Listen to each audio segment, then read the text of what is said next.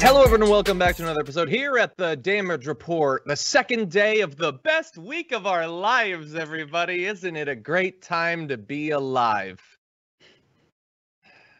We do have one good thing going for us, though, and that is that today we've been lucky enough to snag the one, the only, the Emma Vigeland. Emma, how's it going?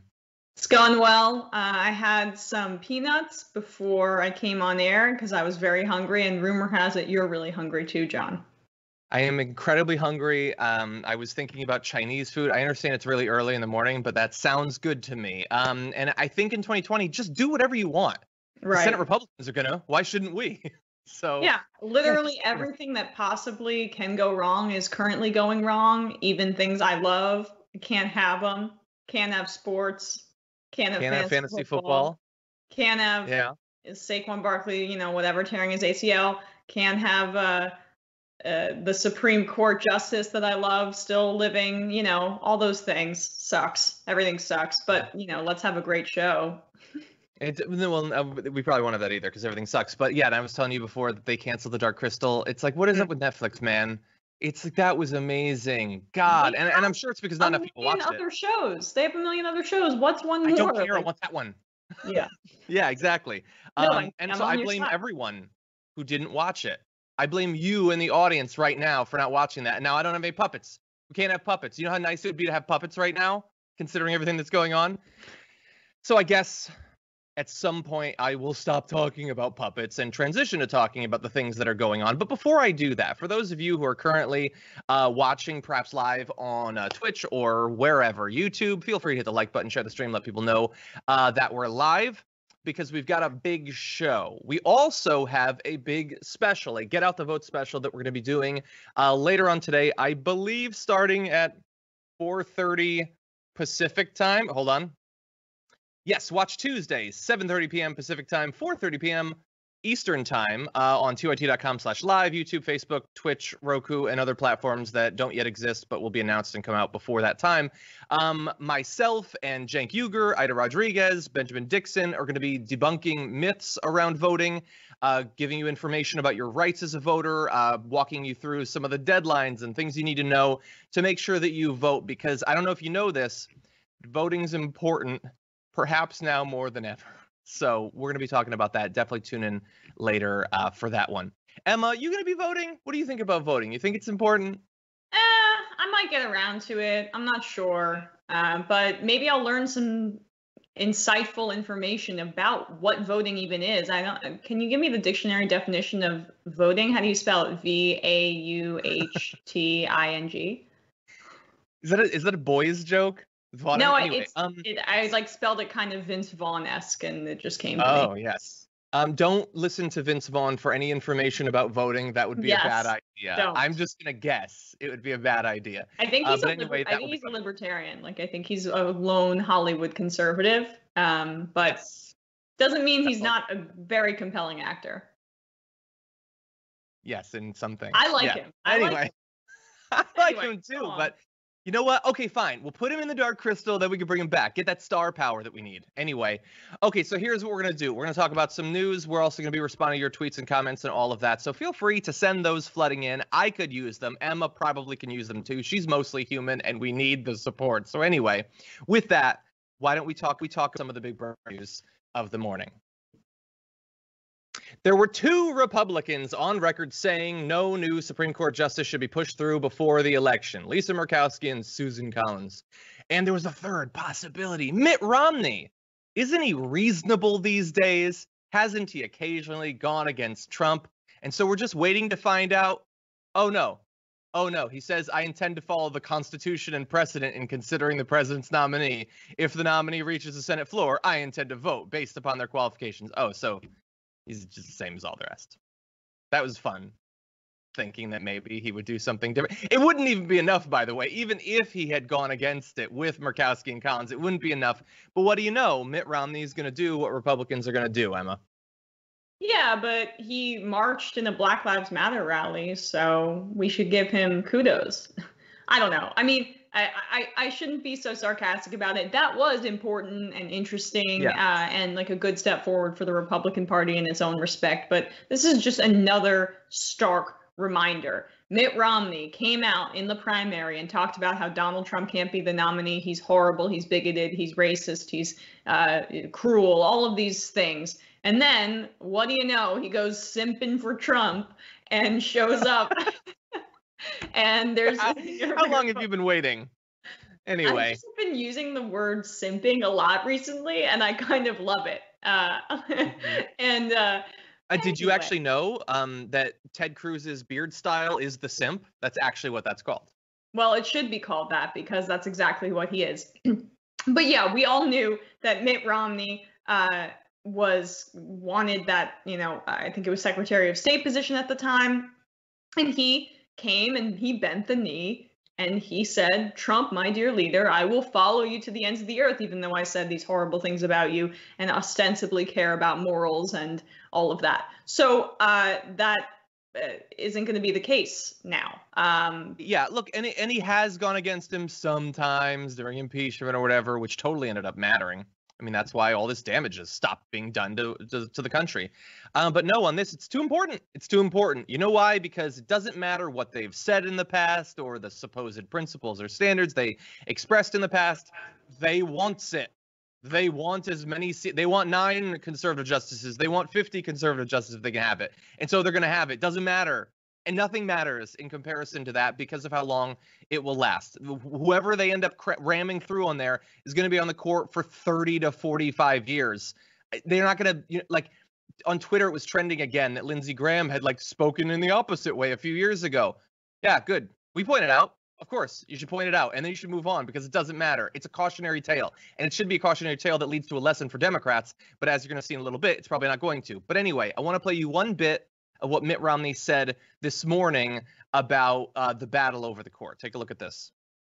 So I recognize that we may have a court which has more of a conservative bent than it's had over the last few decades. But my liberal friends have, over many decades, gotten very used to the idea of having a liberal court. And that's not written in the stars. And I know that a lot of people are saying, gosh, we don't want that change. I understand the energy associated with that perspective. But it's also appropriate for a nation which is, if you will, center-right, to have a court which reflects center-right points of view. Okay, so I left in that last little bit that a lot of people have been cutting off because, first of all, Emma, it's just a center-right country, according to our politicians and our media, and it doesn't matter what happens or what changes or what policies they support. It is always going to be a center-right country, whatever that needs to mean. It can mean anything they want, but it definitely isn't to the left. No matter what, on any topic, it's center-right. It's infuriating. Just because Congress is center-right and because what is left of the Democratic Party and its leftism is center-right doesn't mean the country is on that playing field. You just ask anybody, what do they think about legalization of marijuana? Oh, 2/3 of the country supports it. And yet the official Democratic position now that Kamala Harris is putting out there and Chuck Schumer is just decriminalization. So they're center-right. The country isn't. Medicare for all, a Green New Deal, all of these social issues. The country is certainly to the left, but as long as you repeat it over and over again, it must be true. And also the idea that the court has been liberal for the past years. Do we remember Bush v. Gore? Do we remember? That was as obvious of an indicator about the court's political leanings as anything. And they quite clearly made their decision to stop the Florida recount and hand the presidency to George W. Bush. And it's been that way since then, a conservative court. It really has. Save for some specific social issues, the court has always sided with corporations against workers fairly consistently for the past few decades. So it's just a ridiculous claim. Yeah, no, it's a liberal Citizens United decision, a liberal shredding of the Voting Rights Act, all of that. No, and this is the exact same thing as saying this is a center-right country. It is redefining what every single word means. If you believe that the court was liberal over the past 30 years, that's insanity, but they have to pitch it. He's not going to go as far as every other Republican will say that they're crazy Marxist or whatever, like, Sotomayor is an insane communist or something, but he's still pushing in that direction. That's what the intent of this is. And to the extent that the country has had sort of whatever kind of expectation that the court should be in that direction over the last few decades, perhaps it has something to do with the fact that, as we've pointed out on these issues, that's where America is. America doesn't want abortion to be outlawed, but that's what they're going to get with this new Supreme Court justice. And maybe, like an amazing stat that a lot of people have pointed out, during the entire life of Representative Alexandria Ocasio-Cortez, the Republican Party has won the popular vote in a presidential election one time during a war that we know cows people into supporting the status quo. Maybe that has something to do with their expectations for the Supreme Court, that the Republicans, who can't win nationally and haven't been able to for freaking decades, maybe shouldn't have a super majority on the Supreme Court. Maybe there's a bit of a gap there, okay? And it's not just in terms of language. But anyway, that's Mitt Romney. Mitt Romney's going to do what Mitt Romney's going to do, because at the end of the day, while he might not like Donald Trump, he's a conservative Republican, and he wants conservative Republicans to have as much political power as they possibly can. Now, we're supposed to fight back against all of this, their moves on the Supreme Court, with our Democratic leadership. Oy. And so let's take a look at what this Democratic leadership is. So here's a little bit of Chuck Schumer. Why even bother constructing a pretense for your position? Why say it's this rule or that rule, and then do the exact opposite when it suits your interests? Why not just come to the floor and say, I'm going to do what's ever best for my political party? Consistency be damned, reason be damned, democracy be damned. Just admit it. There's no shaping the cravenness of this position. If a Senate majority over the course of 6 years steals 2 Supreme Court seats using completely contradictory rationales, how could we expect to trust the other side again?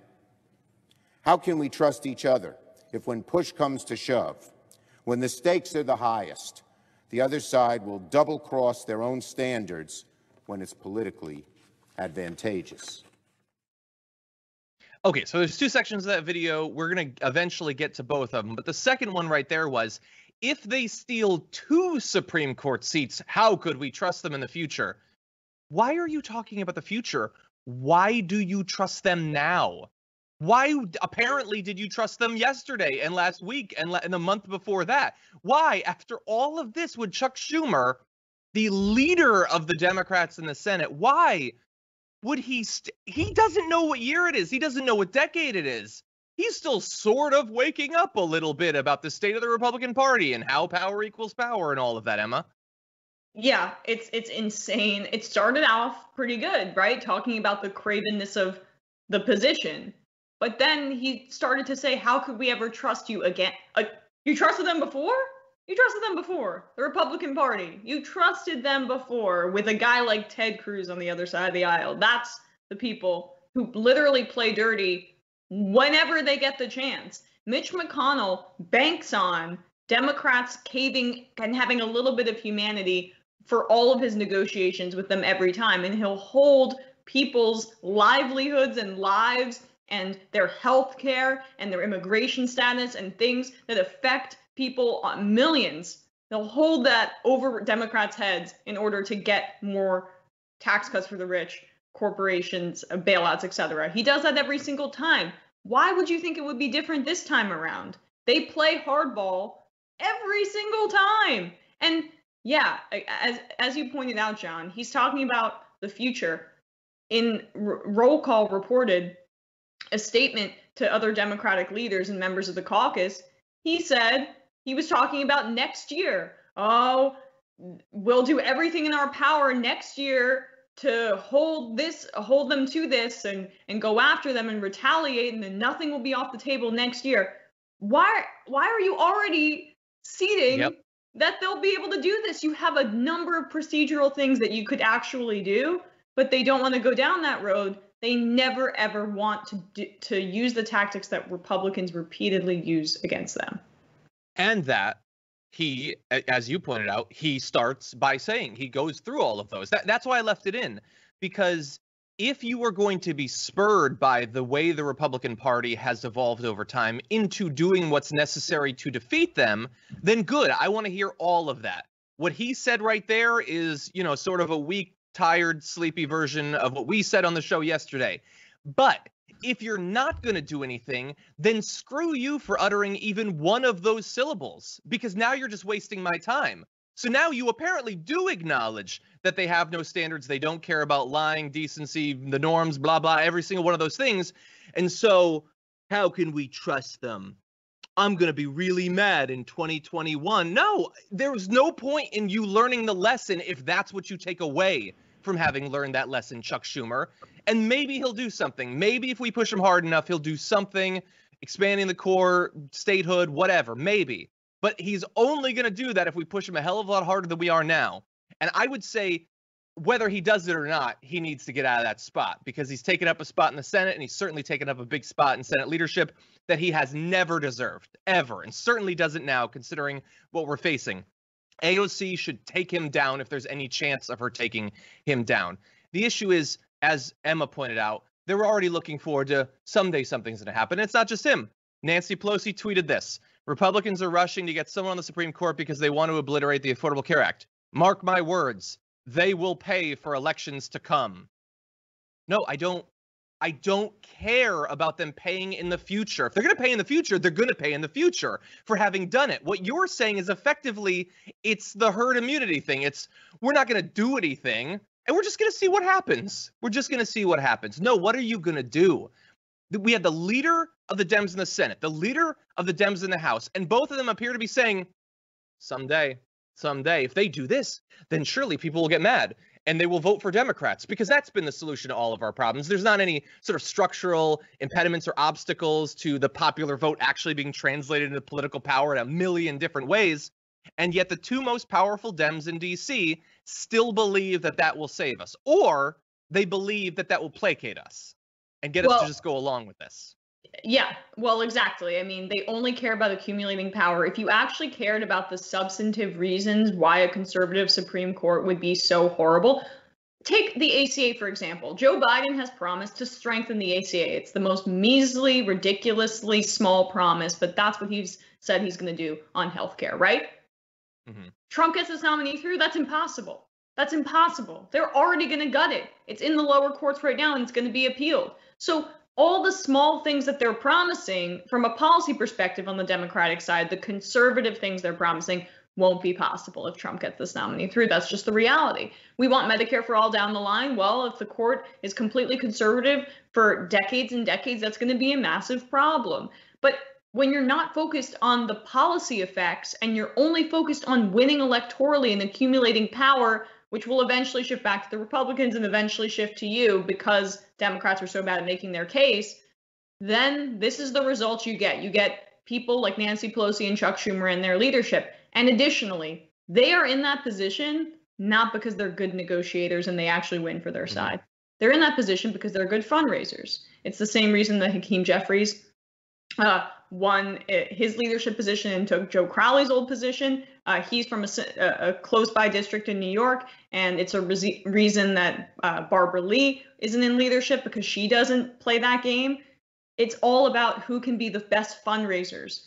But that doesn't help when we actually have to negotiate with for policy. In fact, it hurts us because they're so worried about corporate donors. And that's the reality of Chuck Schumer and Nancy Pelosi's leadership.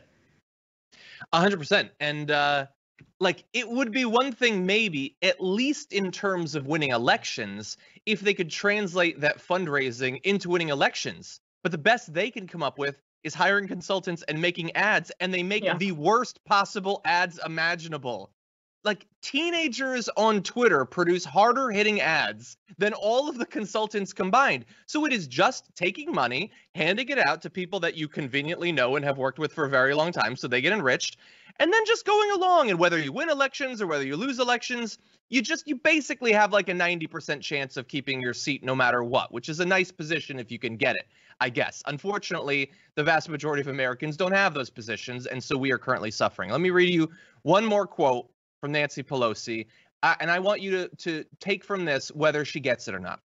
On Sunday morning, House Speaker Nancy Pelosi demurred when asked whether a Democratic majority would consider expanding the court as reprisal for a late-term Trump appointment. Quote, "Let's just win the election. Let's hope that the president will see the light." What are you talking about? see the light. He has as good of a chance as that as someone who just had like tire irons jabbed through their eyes. He's not going to see the light. He doesn't care. He's doing what will benefit him, and his base 100% supports it. They'll see the light. She's the leader. She is the leader, and she's basically just saying, well, let's see if he all of a sudden is a fundamentally different person than he's been for 7.5 decades. Let's see, and let's see if he'll stop engaging in behaviors that have benefited him 99 times out of 100 in every situation in his life. Let's see if maybe he'll change for some reason that I can't even define and don't even bother to try. Fingers crossed, maybe. I mean, that was a horrific appearance on ABC on Sunday. She also had some sort of glitch, beep boop, good morning, Sunday morning. It was embarrassing. Yeah, I mean, I almost feel bad making fun of her because it was clearly, it might have been a senior moment. I don't really know, but yeah, that was tough. I mean, you could, like, if you could just get a random elected Democrat into both of those seats, it would have to be better, right? Yes. I mean, it can't be much worse. Maybe Manchin. I don't know. Here's one that I probably wouldn't want replacing Chuck Schumer, and that is Dianne Feinstein, who was asked about ending the filibuster or expanding the SCOTUS. You know, any of these consequences that Democratic leadership are saying, well, I mean, I guess you'll get the seat, but we'll get you on the next one. So all of those, she says, I don't believe in doing that. I think the filibuster serves a purpose. It is not often used. It's often less used now than when I first came. And I think it's part of the Senate that differentiates itself. Okay, so let's bring up a little chart of filibusters. And yeah, so she came at that third from the left line. She said it's used less now. It is just assumed that any legislation you don't want is an automatic filibuster, and not even one of those cool old school TCM cinematic filibusters where you have to actually make a spectacle of it. It's just assumed, and then we proceed. Oh, you don't have 60 votes for something to benefit, you know, the poor and working class? No, we're just going to move on. But Dianne Feinstein says that chart, it's the exact opposite of it. Flip that upside down. Come on. It's a great tradition. It's a great norm. I know it's not written down anywhere, but I like it. And I like my norms better than I like political power. That's what she has to say. And now I want to give you an easy take. How easy this is to do. Ed Markey. Mitch McConnell set the precedent. No Supreme Court vacancies filled in an election year. If he violates it, when Democrats control the Senate in the next Congress, we must abolish the filibuster and expand the Supreme Court. That's what you have to do. It's the only option you've got right now. And Feinstein's still like, I don't know, I'm going to play dumb about filibusters. And maybe I was hanging upside down on monkey bars when I first saw the chart and I thought it was the opposite way. That's the only explanation for it, actually. The real explanation is, once again, we're talking about high-profile Democrats who are not high-profile for any reason except for their seniority. I'm not talking about age, but the amount of time that they've been in the Senate, in Congress, in power, and also their fundraising capabilities. That's it. And the difference, there's such a difference between the way right-wingers garner power. Obviously, Mitch McConnell's a big fundraiser as well, but the reason he's still so powerful is because he gets results for their party. What do the high-profile Democrats in the Senate and Nancy Pelosi in the House, what results have they gotten? What? Tell me. Why are they still in power if they can't do anything legislatively? I get it. It's the fundraising. Regular voters don't care about that. Imagine like standing for Nancy Pelosi and Dianne Feinstein and Chuck Schumer and people like that. They literally don't achieve anything, and they're just faces for uselessness. Yeah, I mean, I guess at least Chuck Schumer hasn't been in control. He's still awful in every way, but Nancy Pelosi has had control for 2 years now. What has she done with it? What has she done with it? And I understand you can't necessarily pass any legislation you want if the Republicans control the Senate and all of that. But what have you done? Impeachment. What have you done? Remember all those impeachment? But that doesn't affect any regular person's life ever. Again, because of the Senate. Yeah. Exactly. But has she pushed through a substantive legislative priority? What has she prioritized legislatively in the House? I don't know. Can't say anything. In the military budget. Yep. Yeah, and You got to love this democracy. You set it up so that there will always be one chamber that, 50 to 75 white people in one state will get the same amount of political representation as, a state with an economy fourth largest in the world, and then make everything contingent on that. So the Supreme Court is based on that, not on the House. If he gets impeached, they can just protect him. Okay, just getting mad. We need to talk about a relatively new show called the Republic, or UNFTR. As a Young Turks fan, you already know that the government, the media, and corporations are constantly peddling lies that serve the interests of the rich and powerful.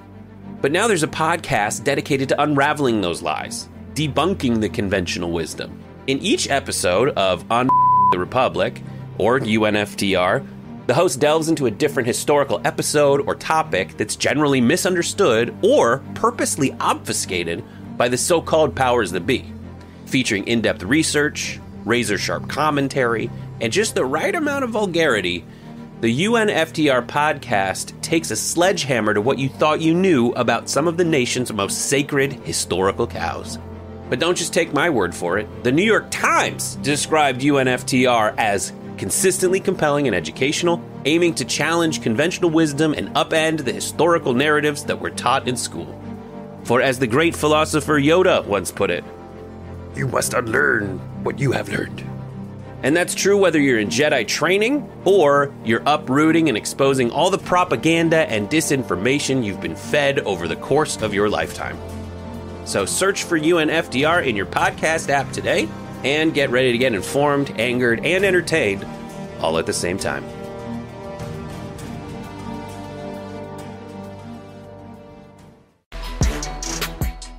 Donald Trump has continued his nationwide super spreader tour, getting all of his most devoted servants in rooms so that they can infect each other with a fatal illness, while he regales them with commentary about the pandemic like this.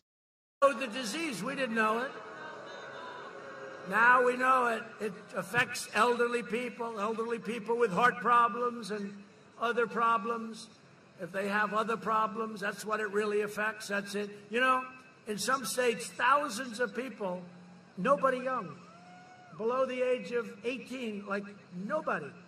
They have a strong immune system. Who knows? You take your hat off to the young because they have a hell of an immune system.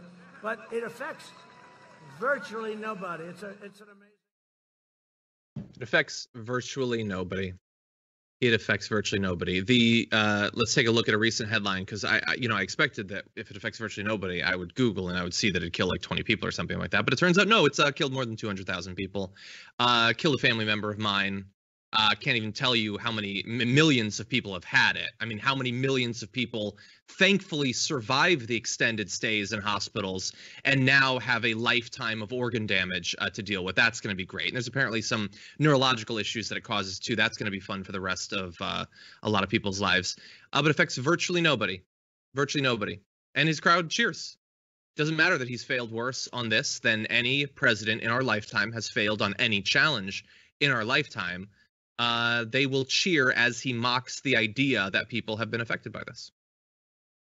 Well, it really just takes a special kind of person in not the right way, in not a good way, to speak about people, 200,000 people who've died, and he knows the figure, but it just doesn't emotionally register with him to speak about people like that in that callous way. He can't understand what it means to lose someone that he cares about in that way, and it be a direct result of public policy. He's grown up incredibly rich and entitled and immune from a lot of the consequences of public policy for his entire life. And so it doesn't register with someone with that kind of a personality disorder, and with someone who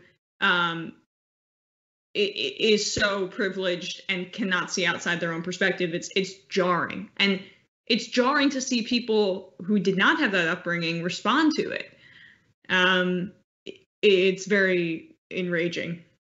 Yeah, it is. And, I tweeted about how it had affected me. And a lot of people responded. There were photos that people tweeted in response. through glass because they had to say goodbye to a loved one who was dying and they couldn't even be near them. A lot of people can't even get into hospitals. You know what? I'm not even gonna say, but yeah, my family member that died, yeah, his wife couldn't see him for the weeks that he spent in the hospital, and he died. Couldn't see him for weeks. That's how horrendous this pandemic is. Doesn't affect virtually anybody. And he seemed to get that, by the way, with a little Freudian slip in his commentary. He said, if you recall, in some states, thousands of people and no young. Thousands of people what? Thousands of people what and no young? What happened to those thousands of people? We know what you were going to say. Thousands of people died and no young. But it affects virtually nobody, except perhaps those thousands of people. You know, the 10 to 15,000 people in Florida and in California and in Texas, you know, whole communities dead, stadiums packed with corpses. It affects virtually nobody. And the election is still kind of maybe a toss-up.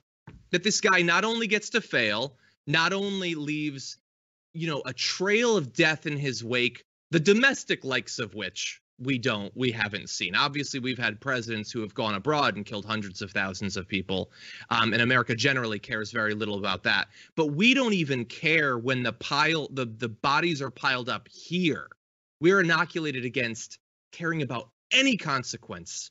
His base loves him as much, if not more, than they did before the pandemic. Even though they know what he really thinks. He says there yesterday or 2 days ago, it doesn't affect the young. Told Bob Woodward in March, now it's turning out it's not just old people, Bob. But just today and yesterday, some startling facts came out. It's not just older. He said that months ago. But what's the difference? That's inconvenient. Forget it. Set it to the side. It's whatever I want it to be now. Even if Trump told me the exact opposite, it's more convenient. It's more comfortable to pretend that it's only old people. That strategy, by the way, of going out on the campaign trail and saying, this thing I've surrendered to just kills old people, isn't really hurting him in the polls. Fascinating democracy we have. Great society we have here in America. What do we do when material conditions, mass death, an unemployment crisis, a new depression economically? What do we do when that doesn't register with a massive proportion of our population as connected to the leadership and the political consequences of voting for someone in this country? What do we do?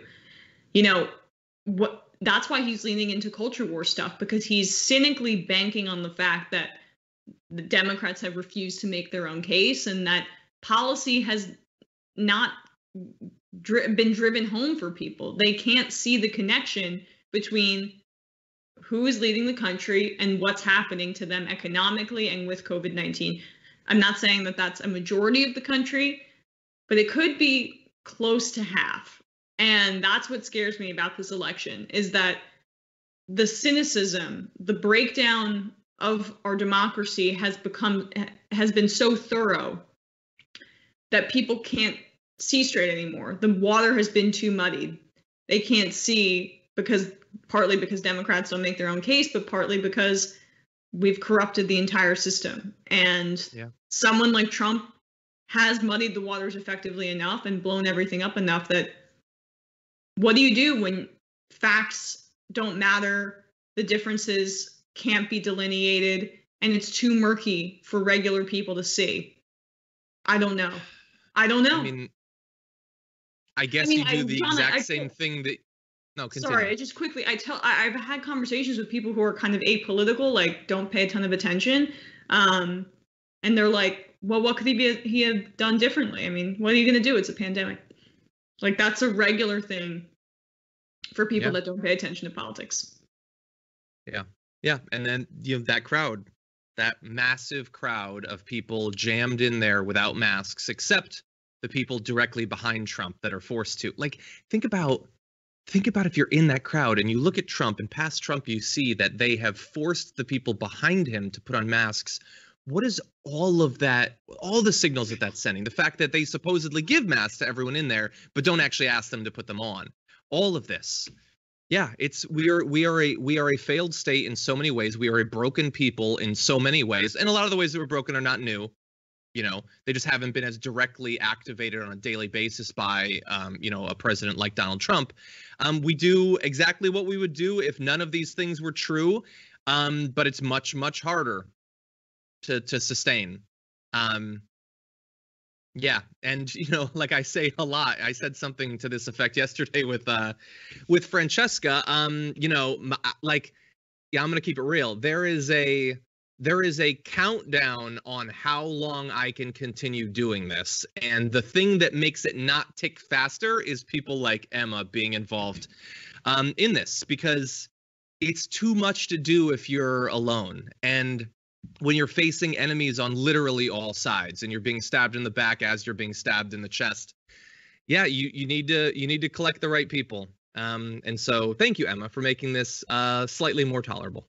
Well, John, I feel the exact same way about you. So, but right, our mental health, we're killing it right now in this pandemic. Yeah. No, I just mean it. I know everyone's mental health is really struggling, but it is hard to consume the news on this frequency. And yeah, I feel you, John. I totally do. Over the past few months, the CDC, basically any medical arm of the federal government, has increasingly, apparently, been brought under the more direct political control of the White House. And we have a great example of that over the past few days. So the CDC, for instance, had posted information on Friday stating that the COVID-19 can transmit over a distance beyond 6 feet, suggesting that indoor ventilation is key to protecting against a virus that has now killed nearly 200,000. We got to catch up for the last couple of days. Now more than 200,000. That's how bad this is. Where the agency previously warned that the virus mostly spreads through large drops encountered at close range, on Friday it had said, quote, small particles such as those in aerosols were a common vector. That was what they had posted. It didn't last long, with Jay Butler, the CDC's deputy director for infectious disease, saying in a Friday update that it was posted in error. Quote, unfortunately, an early draft of a revision went up without any technical review. The edited webpage has removed all references to airborne spread, except for a disclaimer that recommendations based on this mode of transmission are under review, with Butler continuing to say, we are returning to the earlier version and revisiting that process. It was a failure of process at CDC. Okay, so I get that. Sometimes we had a technical problem at the beginning of the show yesterday. So it was a technical problem. Generally, though, medical position papers aren't written as a technical problem. Yes. Can it transmit more than 6 feet, or can't it? Because apparently you've written up a document stating that it can. It seems like maybe it was posted publicly as a technical error, but what went into the actual writing of it? What is the state of the spread of COVID-19, and why was it brought up and then immediately taken down? Is it accurate or is it not? Well, that's the part of the problem that is so bad about the politicization of a crisis response to a pandemic that Trump has thoroughly infected. They have done studies now. If there were to be a vaccine that comes out before Election Day, over half the country, I believe, said that an overwhelming majority, if I'm remembering the numbers correctly, said that they would not feel comfortable taking it. Definitely a majority. And they've done studies further about a vaccine in general. And a lot of people have cited the politicization of the process as brought about by Trump as rushing it and making it connected to Election Day, as having completely shaken their faith in the validity of a vaccine. And that's why his leadership in this pandemic, lack of leadership, is so dangerous, because things that should be normal government proceedings and vetting processes, like what the CDC normally does, they're all cast into doubt, and people don't believe what they're hearing from government agencies. It makes things really dangerous moving forward when you can't have government function on its most basic level in the middle of a crisis, because the president and the party, the Republican Party, has so shaken the faith in just very simple things. 100%. And that's the biggest issue. So I'm assuming at some point we'll understand what actually is going on in this area. I hope. Is it being held for a little bit longer before the election to justify Trump's continued rallies and his lack of advice for states to comply with this, him continuing to advocate as he has been up until yesterday for schools to reopen. Are you sure that that's not what it is? Yeah, I don't know. And I mean, the fact that they cut back on testing, and we have this story about money for the military that was supposed to go towards that being taken away, and taking more centralized control over the reporting of these numbers. I don't know exactly how far the political control over the spread of scientific information has gone. And that's sort of the problem. I don't know that we can know. That's what makes me worried. The information we're getting is horrifying, but God only knows what they're hiding. And we'll see if anything's done about it. I mean, if we can skip ahead, Brian Schatz tweeted the CDC just published scientifically valid information, then pulled it off their website, and this is very likely a scandal. Okay, but is it? Or RBG died that day, so I guess we don't care about it anymore.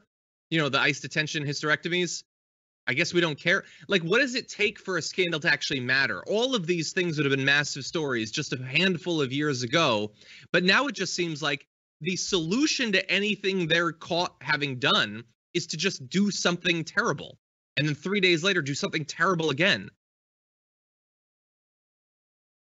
I don't really have anything to add to that, John, because I mean, we're just inundated with it. It's just we're up to our ears in it, and there's no way to see straight. I mean, regular people can't see straight in the goddamn news. Regular people can't see straight, and that makes it really terrifying. It means actions have zero consequences. Yeah, not even the shallow surface consequences. When that story came out about the hysterectomies, that was news for a couple of days, which is miraculous in 2020 that a story can break through for a couple of days. And a lot of our elected officials said, that they were horrified by this. Did Republicans need to even pretend to be horrified? They have to even pretend for a day or two to care about that, or to imply that maybe an investigation is necessary? No. No, they can't put out that signal. Pro-eugenics party. They're the pro-eugenics party, and that's fine in a modern day 2020 major political party in the richest country on earth. Yeah. And because if they expressed empathy, they're based. What's that? Sorry, I didn't mean to cut you off. I just said we're dark today. You and me. Yeah, well, don't worry. This next story is going to be a light one. No worries. Do we still have that Biden ad? Can we play that from yesterday? Anyway, yeah. Okay. Look, we're going to push through because we do have several more stories to get to. No, there's nothing really light today. Maybe a little bit. Maybe one. Anyway, let's talk about Florida. Apologies to the director if I'm jumping ahead, but Ron DeSantis is pushing a series of laws to effectively criminalize peaceful protests and perhaps legalize murdering protesters. I know that saying that seems crazy, but you got to catch up to Republican politics in 2020. So he tweeted, "Today I announced bold legislation that creates new criminal offenses," always good to create new criminal offenses, "and increases penalties for those who target law enforcement and participate in violent or disorderly assemblies." Yes, because if they were peaceful, if they were orderly assemblies, he would be totally willing to engage with them and possibly change laws as a result. Anyway, forget the rest of his tweet. Let's take a look at the Combating Violence, Disorder, and Looting and Law Enforcement Protection Act, that's got a nice Orwellian spin to it. So it's a bunch of stuff. All of those components are absolutely horrendous, but we're going to focus on a few. So it would make it a felony to, quote, obstruct traffic during an unpermitted protest. So it's a felony to obstruct traffic. Again, not violent, not rioting, not destroying cars. If you are in the road and it impedes someone for a moment, that could be a felony. Remember, in Florida, felonies can stop you from ever voting again. It also absolves motorists of liability for, quote, injury or death caused if fleeing for safety from a mob. Okay, Emma.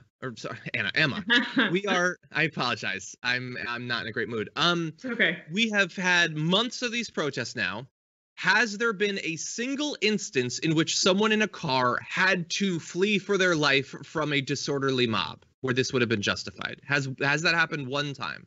Well, there have been cars involved in protests, usually mowing down protesters, because I don't know if you know this, but protests often try to make things a little inconvenient for people. Ron DeSantis, if he were a governor back during the civil rights era, he would think that all of the protesters on the Edmund Pettus Bridge, who I'm sure he now hails as civil rights icons to score political points when he would be on the opposite side of it during that time.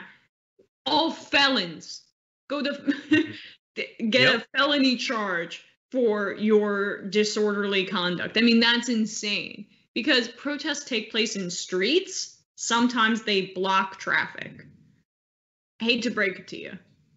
Yeah. Look, I'm inclined, obviously, to agree with you, but it's very clear in the Constitution that you have all of these rights as long as it doesn't inconvenience anyone. If it inconveniences someone, not only is that not constitutionally protected, but you're a felon now. You're going to lose all access to your, any state level benefits. That's a part of this. Also, you won't be able to vote if you inconvenience anyone while exercising your rights. Right. That's what they're saying. And again, the reason I pointed out is no one has had to flee for their life. Nobody. It hasn't happened ever at all. Nobody has had to do that. But what has happened is both civilians and cops have run people down with their cars. We already know that this is a tactic that the right likes to use. They apparently picked it up from ISIS. They've used it to kill protesters in the past. And so now it's you're protected from liability for injury or death caused if fleeing for safety from a mob. Okay, so that makes it seem as if your life had to be in danger for you to be protected. But how do stand your ground laws work in Florida? How lenient are they on your ability to determine if your life is being risked? You know exactly how those work in Florida. If you kill someone, you will be protected. It doesn't matter what was happening, how peaceful it was, how many people were there. And that is the sort of thing that I could see sick right-wingers in Florida using. Okay, we already know there's a ton of right-wingers that want to run down protesters. That's the reason that these sorts of laws have been passed in multiple states. So now they know that they'll be protected if they do that. And all they have to do is say, I feared for my life. Yeah. That's not the only things. We're going to get to more, but Emma, continue. No, and your point just about the losing voting rights if you're a felon. Wow. It's really easy now in Florida. They could just disenfranchise whole swaths of people with leftist political leanings if they show up and they are an inconvenience for traffic because they're protesting with Black Lives Matter. There you go. Cementing Republican power in Florida for ages to come. Yeah. 100%. And so let's get into some of those more penalties. The proposed bill levies mandatory minimum prison sentences for striking law enforcement officers, including with projectiles, and contains an enhancement for throwing objects that strike officers or civilians, and for out-of-state protesters who even participate in a demonstration that turns violent. And again, it's not the protesters that get to evaluate whether it was violent or not. So if you're from out of state and you're in a crowd and someone else does something that they can spin as violent, you can be in legal trouble. And by the way, remember, all of these protests started as a result of people being infuriated by the decades-long police brutality, no justice, all of that. So what is the legislative outcome? Mandatory minimums if you do anything that hurts a cop. Nothing if the cops shoot you in the face with a rubber bullet, put out your eye. Is there anything about this? No, they're not even pretending for it to be balanced. The only result of protests against police brutality are protections for cops who brutalize people. That's what you get. And by the way, this is also these series of protests have given rise to this movement to defund the police. So that's in here too. There are provisions barring state grants to municipalities that defund police and terminate state benefits for anyone convicted of participating in a violent or disorderly assembly. So you can lose all of your state benefits if a protest that you were at is disorderly. And if any locality changes the level of funding to police, they can lose all state grants. So it's not up to, remember, like they supposedly care about states' rights and all that. It's supposed to be about people actually being able to be involved in determining what happens in their area. No, if you ever lower the funding, that's it for your municipality, regardless of whether there's some sort of budget problem. No, everything else is up for grabs. You can lower that funding, but for the cops, it can only ever go up. Yeah. Luckily, this is so clearly unconstitutional that it will be declared unconstitutional by what Mitt Romney calls our liberal Supreme Court. Yeah, exactly. Yeah, and so all these sorts of the Supreme Court is so important and people treat it as if it doesn't matter at all. God damn, what a stupid, stupid, stupid self-destructive political strategy. In not much longer, QAnon is going to be coming to the halls of Congress, but it's not waiting to get in before attacking politicians. Let's see, Marjorie Greene, noted QAnon supporter and congressional candidate that's definitely going to win, tweeted this. As a blonde woman, I would like to take a moment to thank Congresswoman AOC. She has single-handedly put an end to all dumb blonde jokes. Blondes everywhere appreciate your service and your sacrifice. And of course, because there's no standards for wit or humor or anything like that, it's got thousands of retweets already. Nobody knows what she's actually responding to. It seems like just a random tweet attacking AOC. She got wine drunk and just felt jealous of AOC and decided to tweet something out. I guess that's what it has to be. But again, the right just wants you to like say Ilhan Omar's dumb, and they'll write an article on Breitbart about how you eviscerated her or something like that. So anyway, look, AOC responded saying, "Don't worry, Miss Green. I completely understand why you need to swing and miss on my intellect to make yourself feel better. You seem to have trouble spelling your own insults correctly. Next time, try single-handedly. It'll work better. Good luck writing legislation." And so, look, I don't care too much about the tweet up until that last point. Yes, it has typos, but she's an idiot, and her entire movement's an idiot. They don't care about that. But yeah, she is going to have to write legislation, as AOC has done a number of times. Despite the fact that she was just a bartender, she has shifted, public conversation on any number of issues more than anyone else in the past couple of years. But Marjorie Taylor Greene poses with guns and believes that a satanic cabal of child rapists is controlling every government around the world, and Trump needs to take it down. So doesn't AOC look dumb? Yeah.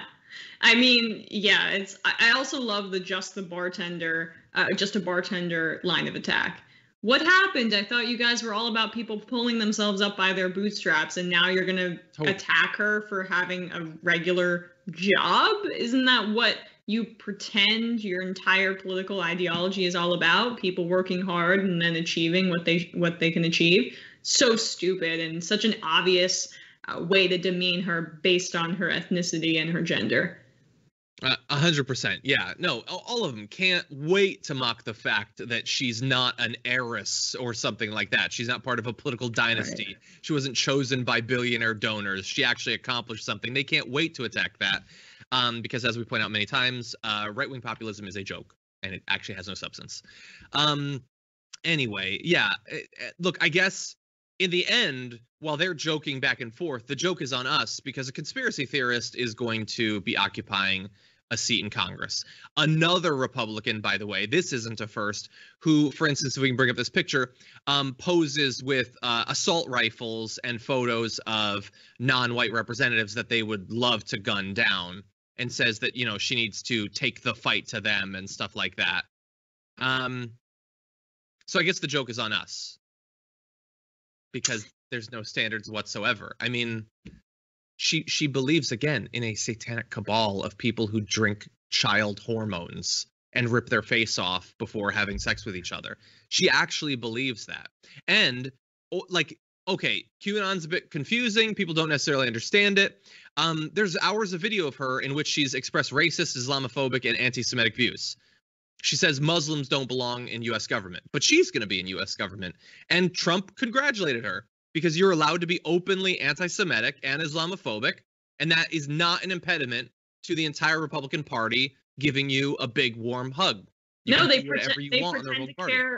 pretend to care about anti-Semitism with Ilhan Omar and say she's an anti-Semite. It's hilarious. It's so depressing and messed up. I'm sure Barry Weiss is attacking Green on a daily basis, every single day. Yes, I'm sure. Great point. Yeah, kind of doubt it. Okay, with that, let's move to one more story with the little time that we have left with Emma. Okay, give me 1 sec. Oh. I've been pacing myself. I have very little left. Okay. Oh, you could have kept it up before. That's okay. So you remember when the U.S. government sort of briefly kind of did a little something to pretend that they cared about the pandemic, and they like gave regular people, some of them, like $1,000 6 months ago. Well, they also allocated a bunch of money to be handed off to corporations and also to the military.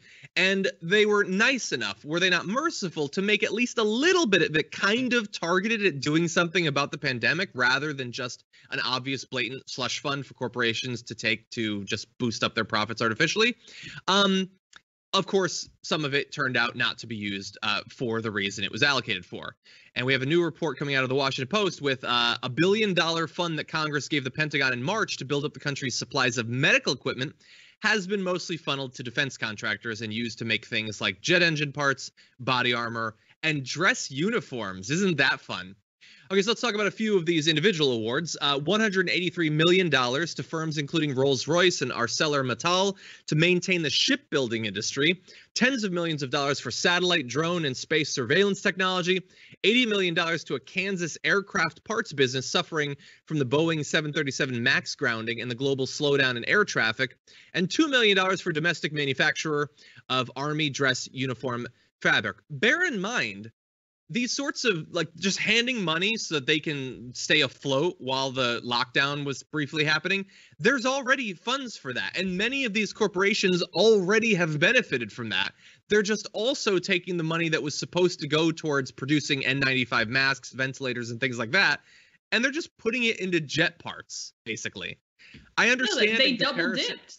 They 100%. Took the money from, and they took the PPP loans. And they took this money and they still gave it to defense contractor buddies because Esper, who's the defense secretary, is literally a Raytheon lobbyist who now has that position. So now we're just open about the corruption. It's totally fine. And then they have the gall in the next stimulus bill to ask for $11 billion more.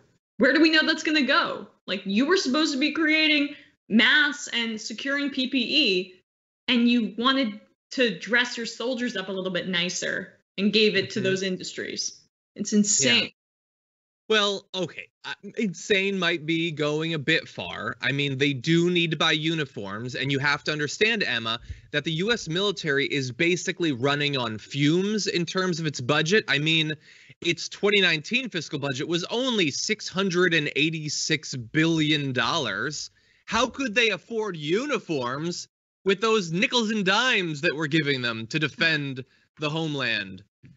And look, this is where it gets even sadder, I guess, because despite the fact that our military budget is still about where it was at any given year during the Cold War or right after 2001, despite the fact that we have no active adversaries, we still need a budget as if we're going to take on the entire rest of the world and the moon.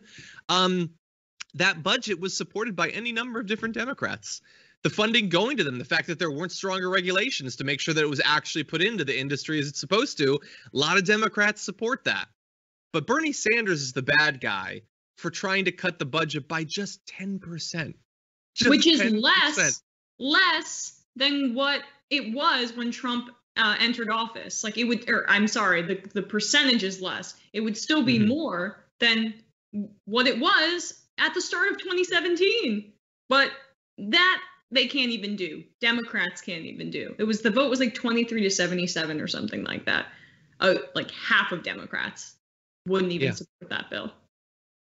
Exactly. I mean, we're in the middle of a crisis. People are dying. And can we really do anything about it? I don't know, like enhanced unemployment. We don't have the money for it. We need to get new dress doilies for the F-35 or something. They can always find something to put that money into, either the Department of Defense or police departments locally. Those budgets they'll never even stabilize, let alone go down. But the American people, you're sort of on your own. I mean, is it really an economic crisis? Sure, tens of millions are out of work, but the stock market's kind of going back up. It's just the priorities are so clear, and people still just don't really care. And I get part of it is that the Dems aren't really that much better on this, either because they get donations from the same industries or because they they still believe after decades that if we just show that we support the military as much as the Republicans, we'll stop losing on that, as if Republican voters would ever switch over just because you give more funding to the Marines. I don't know what the reason is. It's not acceptable.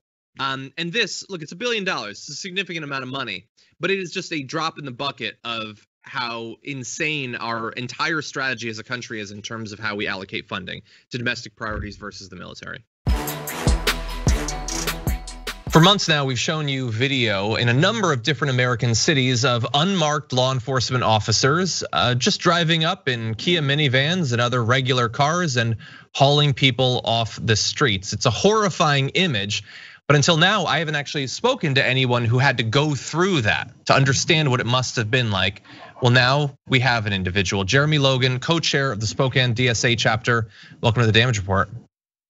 Hi, thank you.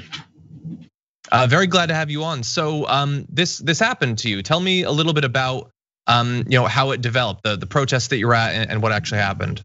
So we had organized a few protest demonstrations downtown, and been a part of others, at least played secondary roles in some of the other protests that had happened. And I was interviewed in an article in the Inlander where the sheriff had been blaming Antifa for the problems, for some property damage and that sort of thing. And I went out afterwards and criticized the sheriff pretty heavily. And I think that's when I came onto his radar. But that morning, we're heading to a protest that afternoon, actually. And I texted my friend, told him exactly where I was gonna park. When I got there, there was a car parked in a parking lot and a guy walking kind of opposite of downtown, it was just weird. It was suspicious to me right away. And then all of a sudden, I hear my name called, and I turn around and there's two guys running directly at me from the opposite direction. And when I turned back around, the guy that I saw walking through the parking lot had come up on me. And then a guy that was dressed kind of like a homeless man jumped up and was alert all of a sudden. And I'm completely surrounded. The two guys that were coming at me, one looked like militia. He had a vest on, almost like a sheriff, but there was no sheriff symbol or anything, nothing like that. Mm-hmm. And so just to be clear, this wasn't like you've been at the protest for hours, things have been happening. This was like kind of like someone was waiting for you to show up in the area. Yes, it definitely felt, I was definitely targeted without a doubt. So I kept asking them what I was arrested for, and they said I was arrested, or I had a warrant in a county that I haven't been to in 20 years. And I knew I didn't have a warrant there. I did have a warrant for not paying fines. I got clean and sober almost 9 years ago now. The arrest was actually 9 years ago. The warrant's been there for 7 years. After I completed all of my DOC and all of that stuff, they hit me with fines that I couldn't pay. I was going to school. And I just started back up and getting an education and that sort of thing, trying to, turn everything around. And they hit me with these fines and told me I had to pay like $250 a month or something. And I had like $300 a month to live on. I was living on my student loans because I knew I didn't have the capacity to go to school and work a full-time job. So, so it was it's like $2,300, I think, is what I owe in fines. They definitely spent more money picking me up off the street than I owe. Well, and just to be clear, generally, I don't think that police officers do stakeouts at protest locations to track down people who owe money in a different area for student loans. That, like, I get that that's their excuse, and some right wingers will hear that and think, oh, well, he did something wrong. But that doesn't read to me as anything other than an excuse, basically. Oh yeah, and plus, what somebody doesn't pay. Let's backtrack a little bit. This fine, I've been pulled over twice, once by even a sheriff's officer, a sheriff's deputy, and told that I had this warrant, but they didn't want to extradite me. The county that I owe the money to wasn't going to pay more money to extradite me than what I owed, because it is more expensive to extradite somebody than the fine. So if they caught me in that county, then I would, they take me in and make me pay, but they weren't going to come and get me. They weren't looking for me. Exactly. I mean, especially considering my original felony charge was for possession charge. There wasn't like I robbed somebody or did anything violent, So I have none of that on my adult record at all. So one thing that I've wondered, as like I said, on the show, we've showed videos of people being hauled away like this. And to me as an outsider, it looks indistinguishable from a kidnapping. Like it looks like regular people kidnapping someone. You said that one of the individuals looked like a militia member, something like that. As it was happening, did you feel like, oh, this is the police taking me in? Were you wondering who this was? What were you experiencing? I probably would have been freaking out a lot more if I hadn't heard about this happening in Portland. I figured it was DHS.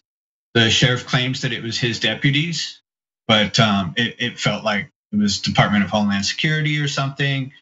I mean, they put me in a minivan. They were trying to figure out where to put me. And they said, put him in the van. And the other guy said, well, we can't. It's full of guns. Like they just had this van full of guns to go to a protest. Like, well, what are they doing? And so the whole thing was weird. And I kept asking them, who are you? Like, I don't know who you are. Who are you? And the one guy said, don't worry about it. And and then later when they transferred me to a city cop, I asked him, I was like, what is going on? Like, this isn't normal. You don't bring somebody in for not paying fines and go through all this effort without calling the other county and finding out if they even want to accept me, if they even want to pay to have me transferred. He said, well, we can pay too. He said, those other officers said Douglas County wants you. Or not Douglas County, he said Chelan County by that point. So they'd mentioned 2 different counties, none of which were the actual county that I had the warrant in.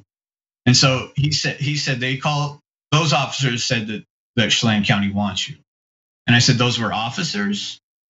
And that's a key point, because that cop said that I asked him who those guys were, and he said, I don't know, because he was like, I don't know their names or whatever.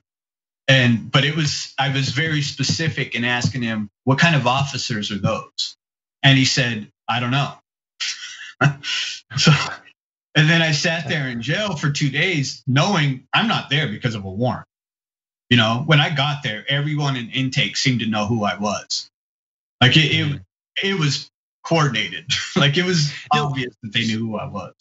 So in regards to that, I mean, you mentioned that you had recently spoken out against the sheriff, but you're also involved with DSA. Do you think that might have played some role in this? I'm involved with DSA. I'm a tenant organizer for Spokane Area Tenants United. I've been involved with a lot of organizing. We organize some of the protests and all that kind of stuff. So yeah, it definitely, I mean, I'm a target because of my politics. Yeah. And of course, leftists of different stripes aren't the only people at these protests, especially in northwestern states. There's a long history of right-wingers and militia and Boogaloo Boys and all of that showing up. Has that happened at the protests that you've been at? And have you seen them being hauled away in vans full of guns? No, I've seen them like joking around with the cops when there was a curfew and the cops were tear gassing and shooting us with rubber bullets. And the militiamen were standing there, also past curfew, not getting hit with anything. Did these militia members have you seen them armed? Oh yeah, they come fully geared. Most of the time, I don't see them during the protest. They're like on the outskirts somewhere. They're LARPing for now. They're trying to pretend that they're doing something and actually doing nothing except intimidating some people. And that's their point. I mean, they don't really care about the businesses or whatever, They're there because they're against the protest, or they want to feel important. They want to feel like security guards. There's just certain people that have that something in them that makes them want to feel like a hero. And so they're going to make themselves a hero when, they're doing the opposite. So, I'd love to know what the current state of the protests are in that area now. And also, I mean, you mentioned the people who want to feel like security guards. Unfortunately, some people like Kyle Rittenhouse go in to do that and they end up killing people. Is there fear that there could be copycats at the protests that you go to? Yeah, I mean, I think everybody is worried about something like that taking place.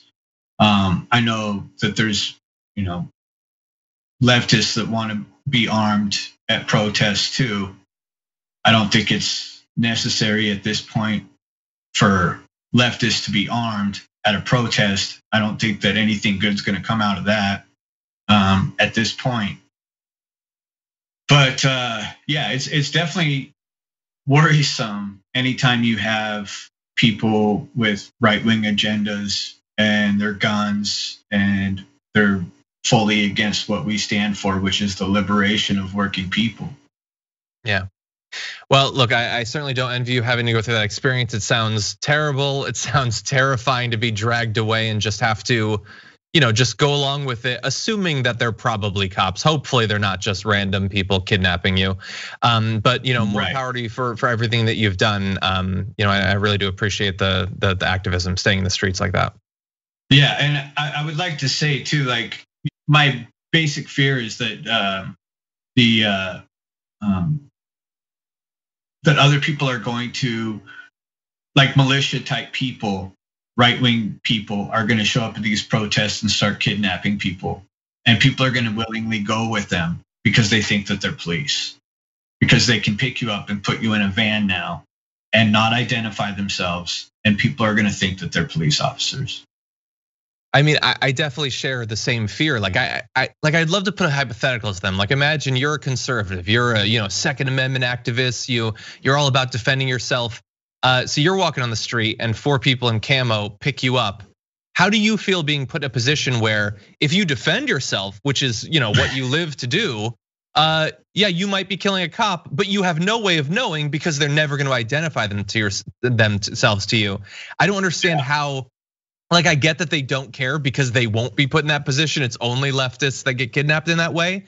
But it's horrifying that all of these stories, your experience and others just like it, haven't really broken through to people. How horrifying this is, and to see it spread to so many cities. It's happening in New York and all that too. It's coast to coast at this point.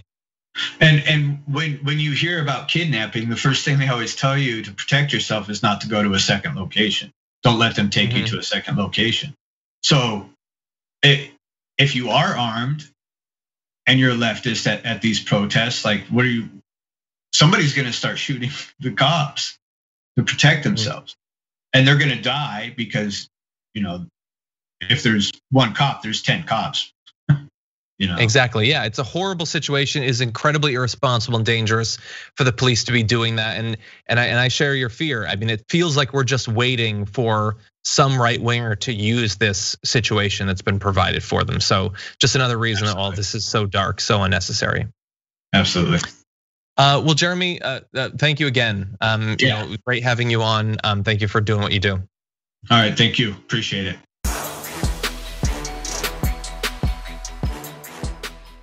Thanks for listening to the full episode of The Damage Report. Support our work, listen ad-free, access members-only bonus content, and more by subscribing to Apple Podcasts at apple.co/TYT. I'm your host, John Adarola. I'll see you soon.